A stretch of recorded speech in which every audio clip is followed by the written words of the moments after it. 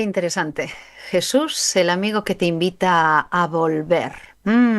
Estaba pensando yo, bueno, una vez más, creo sinceramente que el Espíritu Santo nos ayuda a escribir el guión, de hecho lo escribe él. Y estamos girando en torno a una serie de ideas complementarias estupendas, magníficas, que hoy nos invitan a poner el foco en ti, en mí, pero sobre todo en lo que el Espíritu Santo, en lo que Dios, en lo que Jesús pueden hacer por nosotros, en lo que pueden hacer en tu vida, en el vínculo que te invitan a tener con ellos. Y además es algo interesante porque resulta que nos recuerda unas cuantas cosas. Ni tú ni yo somos un diagnóstico, algo que es tan actual, ¿no?, en estos momentos. Ni tú ni yo somos una especie de mancha gris en medio de esto que se llama sociedad o en esto que se llama mundo. Tú y yo somos seres individuales, con nombre, con la dignidad que supone ser seres creados. Y no somos lo que los demás nos dicen, no somos una etiqueta, no somos un diagnóstico, somos seres humanos, seres creados, hijos de Dios. Y Él nos conoce por nombre y quiere relacionarse con nosotros de forma individual. Ah, es alucinante la idea, es fantástico. Y es algo muy sanador, la verdad, a todo esto. Agradezco a Ángel, además, que nos hable de algo tan necesario como el reconocernos como seres vulnerables, porque lo somos. No es obligatorio ser fuertes, claro que sí, nos podemos permitir ser vulnerables y necesitar de los demás. Qué interesante punto de partida. Caramba, Juanfra, ¿cuánto podemos aprender, verdad, de las experiencias ajenas? Y yo estaba pensando que yo soy una chica que no fue al médico prácticamente en su vida hasta los 50. Y a los 50 me fui a hacer una mamografía dentro de ese maravilloso programa de detección precoz de cáncer de mama. Y resulta que a partir de ahí empecé a ir al hospital continuamente. Acabé en quirófano, acabé con tropecientos tratamientos tremendos, acabé sin pelo, acabé dándome cuenta de lo vulnerable que soy. Y además me reconozco en esto que nos contaba Ángel al principio, ¿no? Una persona que siempre ha estado sana no se da cuenta de lo importante que es que los demás te cuiden y sentirte vulnerable y darte cuenta de cuánto necesitas a los demás. Es fantástico. Cuando los demás empiezan a cuidarte a ti es una experiencia absolutamente reveladora. Y yo aprendí mucho de esto, ¿eh? Recuerdo a mis hermanos pequeños, porque yo soy la mayor y he sido siempre cuidadora, ¿no? Era la mamá pequeña, me decían mis hermanos, ¿no? Recuerdo lo interesante que fue que mis hermanos pequeños se convirtieran en cuidadores y fue algo para mí muy revelador, ¿sabes? Una sensación muy liberadora también. Uf. Oye, ¿cuál es tu primer impacto de lo que hemos escuchado? Pues mientras te escuchaba y estaba viendo en el chat que, por ejemplo, nos están pidiendo oraciones por Adrián y Antonia nos decía que también está saliendo de...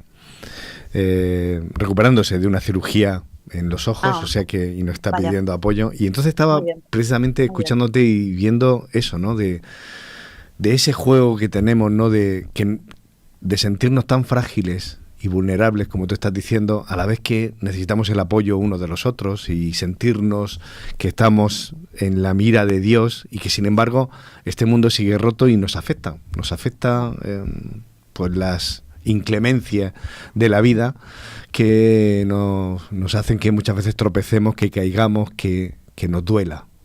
Y es verdad, ¿no? Pero el relato de Juan 11 nos viene a poner un poco el foco y a tomar conciencia de ese despliegue que tiene, de esa declaración de amor que yo creo que el cielo lo tenemos accesible en medio de tantas cosas malas que nos están pasando.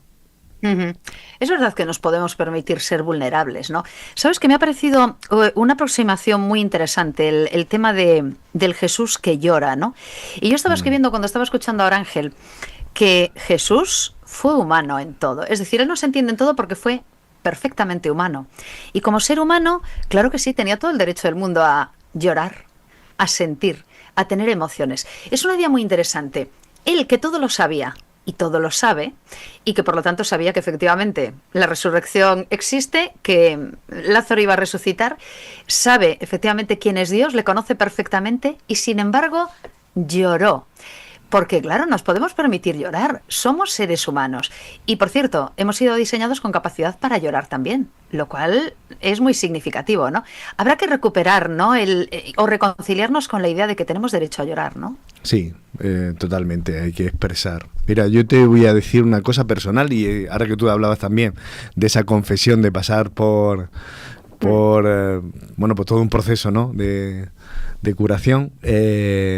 Yo hace unos pocos años también estuve una semana ingresado en el hospital y nunca me había pasado.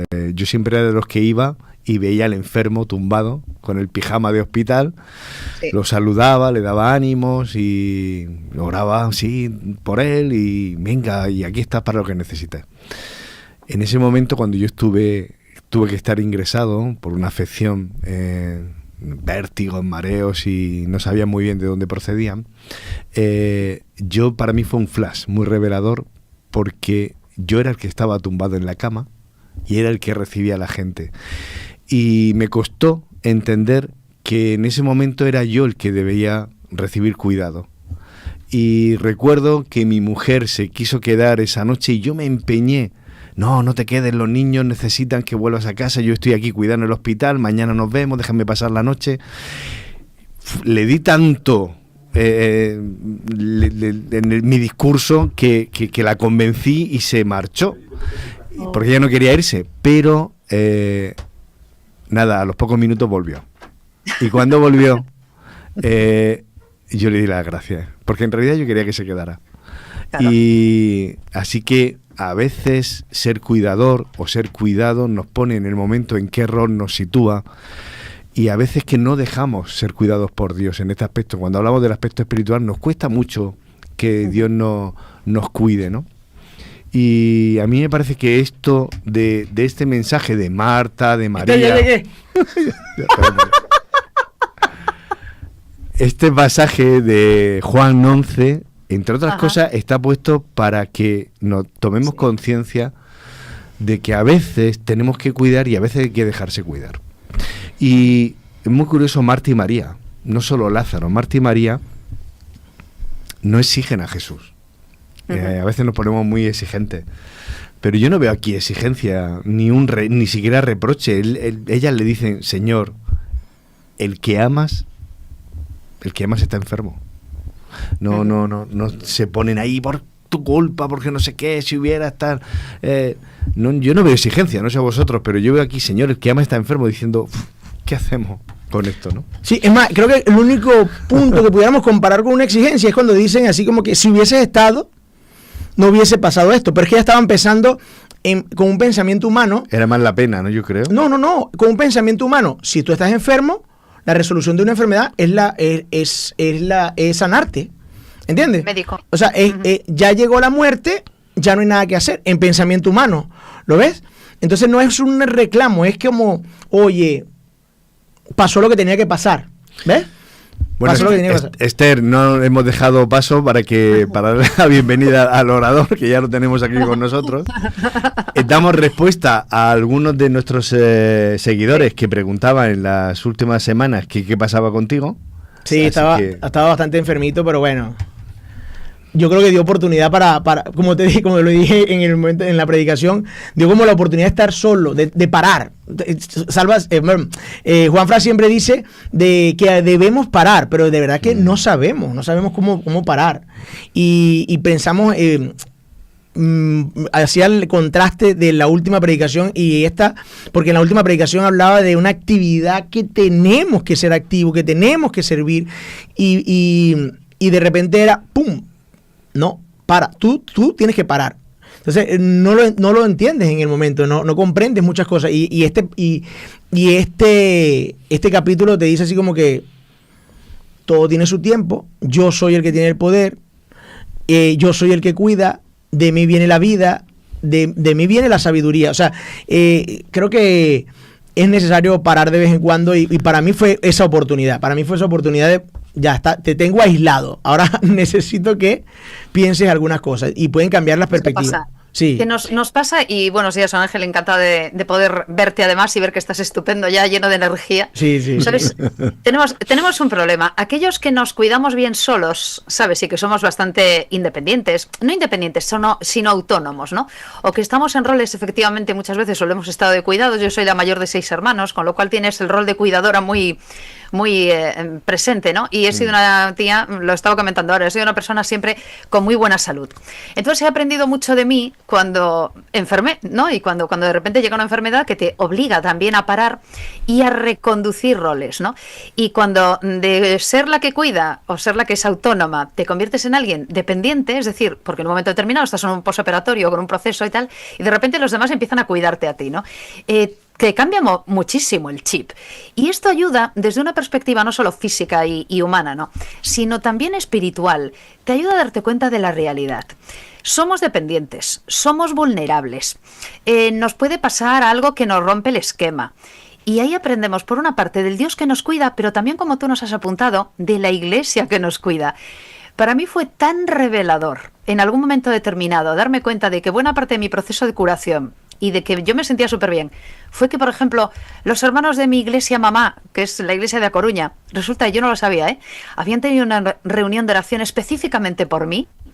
Fue tan cariñoso eso. Y que de repente empiezan a llegarte vídeos al WhatsApp, ¿no? De tus hermanos. Oye, mira, que teníamos aquí un congreso en Galicia y te estamos echando de menos. Y de repente se graban un vídeo todos mandándome un saludo y eso te llega al WhatsApp como si hubieras estado allí. Y de repente, yo creo que buena parte de tus células se recomponen, ¿sabes? O sea que de repente sanas. Nos hace falta ahora, Ángel, darnos cuenta de eso. No estamos solos, déjate acompañar. Muchos ¿no? mecanismos nosotros no sabemos cómo funcionan. Es verdad. Muchos mecanismos nosotros no sabemos cómo funcionan. No sabemos cómo funciona realmente biológica o estructuralmente la oración intercesora. Pero Dios nos manda a orar por nosotros, por los hermanos. Nos manda a orar por los hermanos. Y es como tú dices, a mí me pasó lo siguiente. Mis hijos estaban en un proyecto de GPS, ¿verdad? Y me dice, papá, todo el equipo de GPS, conoceré a 2 o 3, mando saludos al equipo de GPS que están haciendo excelente trabajo, el equipo de GPS. Es un programa de educación infantil. Sí, de la Unión Adventista Española. Y me dice, todos estamos orando por ti, papá. Y dice, yo dije, esos son mis hermanos de la iglesia adventista que no me conocen, pero que saben que el único que tiene el poder de poder sanar a un hermano que está metido en un hospital es él. Entonces yo dije, ellos, su única herramienta, y de todos aquellos que me escribieron y todos aquellos que oraron por mí, su única herramienta y la herramienta más poderosa, y no digo que porque sea la única es poco, sino que es la única y la más poderosa, es la oración. Porque así como Marta y María dijeron, ahí está tu amado que está enfermo. O sea, te lo ponemos a ti y tú, con tu poder y tu voluntad, harás lo que sea lo más bueno. Bueno, y yo dije, ahora os voy a plantear un problema. Como tú dices, di algo, Juanfra, y os planteo un problema. Bueno, me ha sonado un poco a aquel padre que le llevó a su hijo enfermo y endemoniado y le dijo, tus discípulos no han podido, a ver si tú puedes hacer algo. Pero las hermanas van por otro lado. Las hermanas es muy curioso porque apelan al amor que Jesús le tiene a él. ¿Sí? No le dicen, Lázaro, que te quiere tanto a ti, fíjate cómo en qué situación está, con lo que él te ha hablado de ti en los últimos días, te ha tenido en tu boca, te ha escrito 3 cartas, te ha enviado 20.000 WhatsApp. No, tranquilamente le dicen, y lo leo, las hermanas enviaron a decir a Jesús, Señor, aquel a quien tú quieres está enfermo. Y eso conecta con lo que tú has dicho. Decíamos en la escuela sabática y tal, que a veces Jesús nos enseña a orar y lo primero que tenemos que hacer es dejar de mirar nuestro ombligo, para mirar a Dios. Entonces, poner el foco fuera de nosotros para decir, vale, sí, pero es que están diciendo Jesús. Es que sabes que Jesús los ama, que es lo que tú has dicho. Que sí, porque esa es nuestra verdadera identidad. Muy interesante. O sea, esa es somos nuestra verdadera amados. identidad. Somos los amados de Dios. Así es. Esa es nuestra verdadera identidad. Cuando somos cristianos es porque hemos entendido eso. Hemos entendido que la creación, ¿verdad?, son los amados de Dios. Es un punto de partida, Esther, porque yo creo, y Ángel, por el tema de que no reside en mi mérito, ni en mí siquiera, ni en mi fidelidad. Es decir, no es que dependa de si yo te quiero mucho, has visto cuánto, te tienes que fijar en mí, tienes que hacer por mirarme, por valorarme, Dios mío. No, es que da igual. Es decir, el primer foco es cuánto me quieres tú, Señor, cuánto para ti somos tan especiales, ¿eh? Soy tan especial, soy, como me decían en la iglesia no hace mucho, la niña de tus ojos, ¿vale? Lo que pasa es que, cuidado, que enseguida nos podemos poner por encima e irnos al otro extremo y decir, yo soy la niña de tus ojos, no como este. A mí me quieren más que a que está sentado a mi lado, ¿no? Y entonces volvemos a errar el tiro. Pero es verdad, ¿no? Tenemos que sentirnos con mucho valor y mucha estima, que tanto como que Jesús se ha fijado en cada uno de nosotros. Sí, es más para realmente hacer un contraste. Yo lo veo que el entender esa situación es para que tú realmente hagas un contraste. ¿Por qué? Porque cuando tú entiendes que eres el amado de Jesús y que esa es tu identidad, entonces te das cuenta que no eres el problema. O sea, en el sentido de, no soy la neumonía, no soy el paciente enfermo, no soy el que está solamente con culpa, no soy el ladrón, no soy el mentiroso, no soy el orángel, el pecador, ¿entiendes? Bueno, ¿y cuántas veces? Soy el amado de Dios y el que me puede sacar de la situación en la que estoy. Sí. Es el único que me puede salvar. Entonces soy el amado de Jesús, ¿verdad? El único salvador. Bueno, entonces, ahí cuando entiendes la identidad y haces ese contraste, no hay muerte, no hay enfermedad, no hay ningún obstáculo entre él y yo. ¡Wow! O sea, tú ¡pah! Explota la cotufa. Bueno, porque pero es entender... Lo que pasa es que os planteo entonces un pequeño problema también, porque este punto de partida es magnífico, es fabuloso. Sí. Y de hecho es muy tranquilizador. Pero también es verdad una cosa, y tú nos has hablado de los retrasos aparentes de Dios, o de la respuesta que aparentemente no existe, porque claro, aquí estamos hablando de dos enfermitos que nos hemos curado y estamos estupendamente y dando saltos de alegría y compartiendo nuestra gratitud, que nos ha llevado la gratitud también por todo esto. Pero los procesos de enfermedad son lo que son y hay mucho sufrimiento y hay mucho dolor.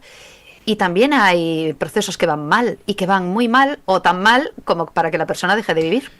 Entonces, claro, ¿cómo enfocamos esto también en el sentido de que todo lo que pidamos nos va a ayudar a bien? Todo lo que hagamos en este sentido y que nos reconduzca a Dios va a estar bien. Lo que pasa es que el resultado no siempre va a ser este.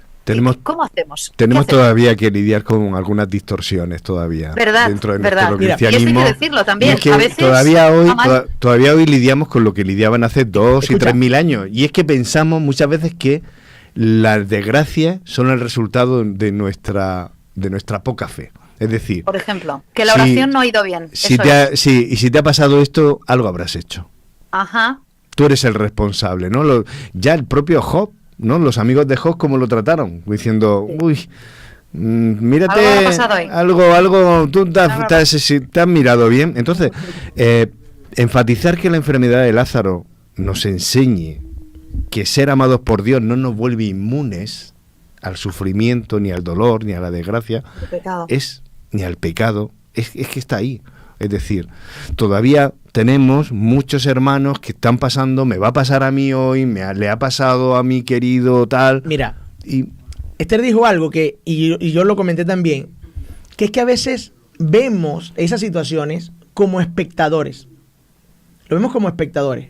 Pero date cuenta que Esther comentó lo que comentó y lo que comenté yo, es como individuo que sufre. Tú estabas enferma, pero esa oración intercesora, ¿verdad? Esa fe te daba paz estando enferma. Te daba una sensación que tú, como tú dices, de compañía. Una sensación distinta durante la enfermedad. Eso es verdad. ¿Me entiendes? Ahora, como espectador, yo veo a Esther sufriendo. Y oro, pero veo a Esther sufriendo. Y la veo enferma. Y quizá Esther no llegue a final término. ¿Sí? Pero yo te lo comento esto porque yo estoy en el área médica. Y mucha gente que está terminal y mucha gente que está muriendo, a veces no pide que se le salve de la muerte, sino tener paz en esos últimos momentos. Ajá. Tienen otra perspectiva de la muerte en esos últimos momentos. Es algo inevitable en la situación por la que puedas estar pasando, pero tú sabes lo confortable que es para esa persona el saber que tiene esperanza en Jesús. El saber que su familia tiene consolación. Sí. Cuando tú estás muriendo, y lo he visto en los pacientes, ya la gente deja de pensar en sí y piensa en su familia, piensa en sus allegados. Y una cosa que le da paz es cuando los hijos le dicen, todo está bien, todo va a estar bien. Entonces a veces pensamos que la gente sufre más por la enfermedad o por la situación de muerte inminente que por otras situaciones. Y verdaderamente Jesús da esa esperanza, Jesús da esa paz de que todo va a estar bien. Por eso es que concluir que la oración no tiene poder porque no lo curó o porque no lo sanó, estamos distorsionando porque no sabemos verdaderamente qué es lo que necesitaba esa persona y quizás esa persona se lo está llevando. De verdad, yo me sentí cada día mejor el saber que había gente que quería que volviera, que había gente que estaba dispuesta a irme a acompañar. O sea, ver esa iglesia. Y ahí fue cuando entendí y dije, no hace falta un Jesús gritándome al oído, literalmente, vuelve. Era que había una iglesia reflejando el carácter de amor de Jesús diciendo, vuelve. Era como, entonces, yo no me considero Lázaro, pero no resucité. Pero para mí era la analogía de, estoy escuchando una voz que me dice, Orángel, vuelve. Orángel, la diferencia estará más bien que en la ausencia de problemas, que muchas veces todos buscamos no tener problemas y que no nos den problemas. Por encima de eso no estará en tomar conciencia de en quién depositar nuestra confianza y en quién depositar nuestra angustia. Para es correcto, que por eso hablamos del valle de sombra, porque no es que no vamos a pasar por valle de sombra, es que aunque esté en valle de sombra. Voy a daros un dato que a mí me vuela la cotufa. Ya sabéis que yo soy un friki de los asirios. Ajá. Pero también lo soy de los rabinos, ¿vale? Os voy a decir algo que no sabía y que yo tampoco lo sabía, pero que cuando me enteré... Mirad, para la audiencia del siglo I, el hecho de que Lázaro llevara 4 días en la tumba no era un simple dato cronológico, ni superfluo. Jesús espera 4 días a ir adrede, y os lo explico. En el pensamiento judío de la época del Segundo Templo, en la que estamos, en la que está Jesús, existía la firme creencia, era una creencia popular, de que el principio vital, el alma, en el cual creían los judíos, permanecía un tiempo junto al cadáver, concretamente hasta 3 días, dando vueltas, intentando volver al cuerpo. Eso era algo, una superstición popular, ¿vale? Entonces, esa tradición que está recogida en los midrash, en los comentarios a la Biblia, en los midrash de los rabinos, os puedo buscar incluso la cita expresa. Te creemos. Bueno, le da todavía más fuerza a esto, porque se quedó intencionadamente 2 días más Jesús, porque si hubiera resucitado a Lázaro, estaba más cerca de cuando le avisaron para ir, podía haber ido mucho más rápido a encontrarse con esta familia. Los escépticos, los fariseos, habrían argumentado que, claro, sí, no, es que no estaba muerto, si llevaba 1 o 2 días no estaba muerto, estaba en un estado un poco especial, era un desmayo, el alma ha vuelto otra vez al cuerpo. O sea que Jesús lo que le está diciendo, porque Marta lo confirma, Señor, huele ya.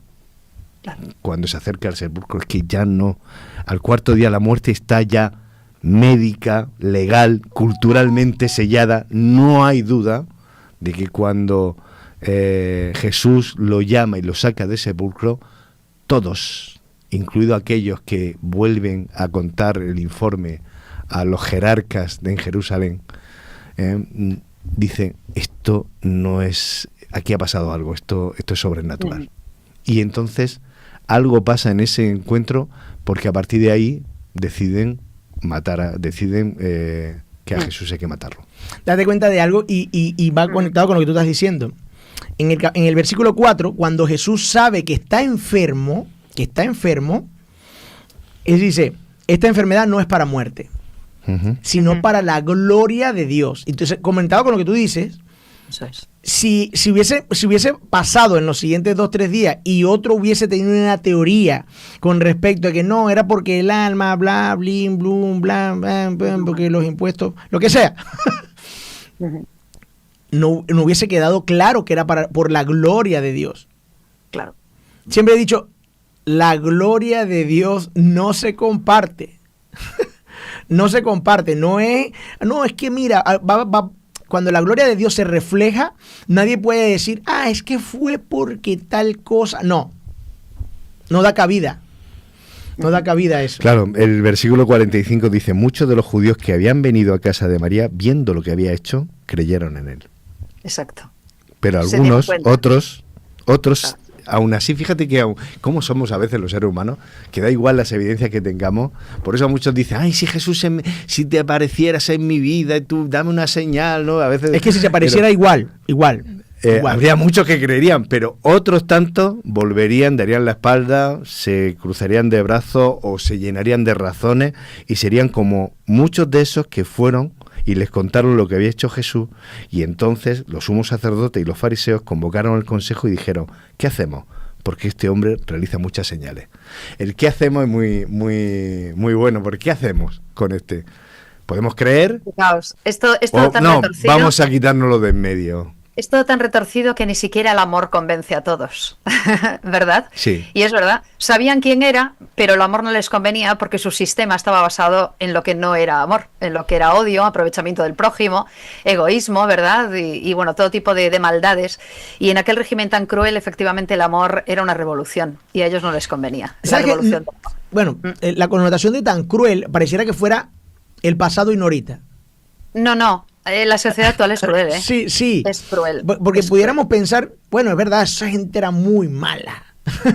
Pero realmente seguimos, y lo que va a variar... Seguimos igual. Sí, lo que va a variar es dónde pones, como tú dices, ellos pusieron todos sus intereses en lo que estaban viviendo en el momento, de ese aprovechamiento de la religión, de esos beneficios que tenían, de toda una cantidad de cosas, del poder que tenían, más que poner sus intereses en la verdadera religión, que era tener esa relación con Jesús. Eso es un poco lo que tú nos has llevado al final, ¿no? Porque la última idea, el para qué estoy en la iglesia, ¿no? El volver, que tú me recordaba el tango de Gardel, volver, merece la pena parar y decir, bueno, ¿para qué estoy aquí? ¿Por mera costumbre social? ¿Por inercia semanal? ¿O para mantener una estructura? Porque me gusta mucho formar parte de las reuniones y de las comisiones.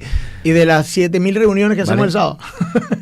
Pero la analogía de la tumba viene muy bien, estaba yo pensando, porque la iglesia, a veces el creyente, podemos caer en una sutil muerte o un coma espiritual, en el sentido de que nos acostumbramos a vivir con ciertos vendajes, ¿no? De la rutina, el desánimo, el pecado consentido, que a veces ya nos hemos adaptado a convivir con él, el formalismo, muchas veces, ¿no? Y puedes tener a la iglesia entera quitándote las vendas, quitándote todas esas vendas. Pero ya después que no tienes las vendas puestas y te has dado cuenta que saliste y que estás allí, ¿ahora qué hago? Pero algunos huelen mal, ¿eh? Uh-huh. Algunos huelen mal, como Lázaro en los 4 días, ¿no? En ese estado. Y algunos, a lo mejor llevamos el costurero en el bolsillo y estamos reconstruyendo las vendas. Sí. Entonces, y no dejamos que nos las quiten, nos llevamos los trozos y los vamos a recoser. Estamos semana a semana. Estamos fuera de tiempo, pero querría que hicierais una recogida rápida, así con algo. Yo quiero quedarme también con una frase que nos dijiste, que la fe no significa no sentir, significa a quién acudir cuando lo sintamos. Una idea súper interesante, además. Efectivamente, decimos tener fe. Bueno, ¿eso qué quiere decir? ¿Cómo se traduce en nuestra vida, ¿no? Tenemos derecho a sentir, tenemos derecho a ser vulnerables, tenemos derecho a no entender a veces el cambio entre cuidador y cuidado, ¿eh? Y tenemos que darnos paciencia también y darnos tiempo unos y otros, pues para poder darnos cuenta de lo dependientes que somos, primero de Dios, pero también de los demás, y además dejarnos querer, dejarnos cuidar, dejarnos también, muchas veces efectivamente pasar por esas experiencias y dejar que los demás también nos acariñen y oren por nosotros y darnos cuenta de lo vulnerables que somos. Yo concluiría diciendo que Jesús nos llama a volver. La pregunta sería ¿a dónde? Cada uno se la tiene que responder, pero yo creo que nos llama claramente a vivir. Sí. Jesús nos llama a la vida, Jesús nos llama a no estar muertos, Jesús nos llama a sanar, a no enfermar. Y nos está llamando a todos y cada uno sabe las vendas que tiene, sabe las enfermedades que tiene, sabe que somos sujetos de muerte hasta que Él vuelva. ¿En qué tumba estás? Y a saber en qué tumba estamos, efectivamente, sí. y a saber en qué proceso de la enfermedad y de la muerte estamos, porque puede ser efectivamente esos procesos de muerte, casi muerte, que puede ser casi muerte espiritual. Cuidado con ello, pero dejémonos querer, dejémonos cuidar, dejémonos sentir también muchas veces lo que no entendemos y volvamos a quien tenemos que volver, porque el que nos llama ya sabemos que tiene el poder para sacarnos de eso y de mucho más, y además está preparando la vida eterna para nosotros, de manera que confiemos en ello y sigamos reconduciendo también nuestras emociones y nuestra fe. ¿Con qué nos quedamos, Juanfra? Yo sigo por la misma línea, voy a tirar un poquito más del hilo. Ese grito de Jesús, esa llamada de ven fuera, nos está llamando a no ser gestores de cementerios. A mí mira que hay gente que le encantan los cementerios, por lo que simbolizan, e incluso sí. A mí me dan mucho repelús, no me gustan. A mí no me gustan tampoco. Entonces, no es una invitación opcional. Jesús no nos quiere como gestores de cementerios, de tumbas. Es una orden a lo que tú decías, a la vida. Y la Iglesia y cada uno de nosotros, cada creyente, necesita volver a la fe del principio, que tú decías, Sor Ángel, sí. Sacudirnos el polvo de la apatía, romper las vendas que nos dificultan el movimiento, salir de esa oscuridad de la tumba, del sepulcro, porque estamos llamados a ser testimonios vivos de su poder, a realmente ser vitales y bueno, compartir y dejarnos sacudir, porque como tú decías, nos espera, es que lo mejor que lo que nos espera, la muerte no es el final, decías en el sermón, y hay que creerlo firmemente. Ángel, broche. Sí, en la predicación quizás hable mucho. Yo creo, es que como me prohibieron hablar casi que durante 3 semanas, yo dije, me voy a desquitar con mis hermanos. Voy a hablar mucho. Pero yo creo que hay 2 ideas que para mí son lo más importante. Y es que debemos pasar de una teología doctrinal a una teología práctica. Sí, creo que o invito inclusive a todo el que nos ve y a todo el que escucha este programa y a todo el que escuchó el sermón hoy, creo que es una invitación a que en cada situación de tu vida, busques, porque a lo mejor no lo ves, busques que ahí está Dios.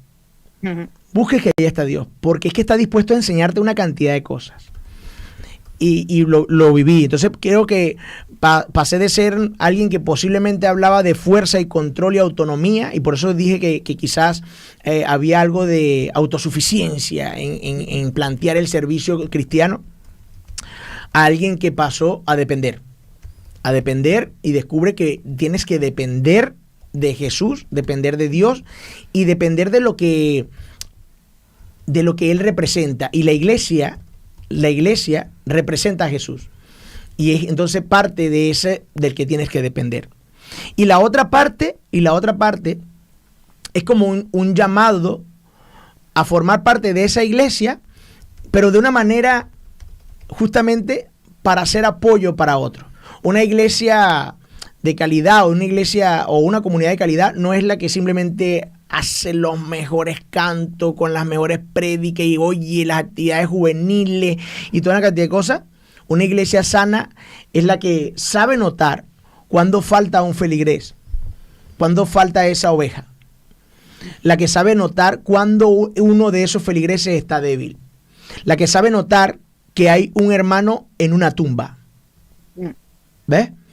Y que tú seas parte activa de eso, de esa búsqueda constante de quién está enfermo, de quién está en esa tumba, de quién está débil, de quién necesita apoyo, de quién está cansado, de quién tiene miedo, de quién está atrapado en un pecado, de quién, no para juzgarlo, sino para apoyarlo, a quitarle esas vendas. Entonces, ser parte activa de esa iglesia, esa es la comunidad de Cristo. Y entonces quiero que sea ese llamado a que cada uno participemos de esa iglesia de Cristo. Y bueno, nada, lo otro es estar pendiente de esa voz. Estar pendiente de esa voz. A veces creemos que estamos adentro y somos uno de los que está llorando afuera por Lázaro. y realmente quizás no, si no eres tú eres el que estás dentro de la tumba y otros están llorando por ti. ¿Sí? Entonces, estar pendiente de en qué situación estamos y que Jesús está llamando a volver. Jesús está llamando a volver. Y cuando te des cuenta que estás volviendo, tener gratitud infinita de esa gracia, esa misericordia y ese amor que Dios te da. La gratitud requeriría otro debate para hablar de lo agradecidos que deberíamos ser. Terminamos aquí la edición 449 de La Iglesia en Casa. Bueno, agradeciendo a Lola Fenor, a Pablo Armero, que estuvieron también en los primeros tramos del programa, también a mis compañeros, a Juanfra, a Orángel y evidentemente a Juan Luis, que ha estado ahí en el control técnico de sonido e imagen, como de costumbre, y al Espíritu Santo, que nos ha acompañado evidentemente también en todo el proceso y ha hecho que podamos compartir estos mensajes tan bonitos, tan reveladores y tan tranquilizadores. Así que esperamos que tengáis una semana dentro de todo el lío que tenemos aquí alrededor, en paz, con la mayor salud posible y si no, pues ya sabéis que no nos queda otra que seguir mirando hacia arriba y que seguir pidiendo la orientación, la calma, la paz que solamente Dios puede darnos. Queridas, queridos, ha sido un auténtico placer. Espero que disfrutéis esta semana, del resto del sábado todavía, y nos volvemos a encontrar el próximo sábado a partir de las 10 de la mañana aquí en La Iglesia en Casa. Buena semana, cuidaos. Juanfra, ya volví, ya me puedes invitar. Ya me puedes invitar para el programa. ¡Ay, qué peligro! Buena semana.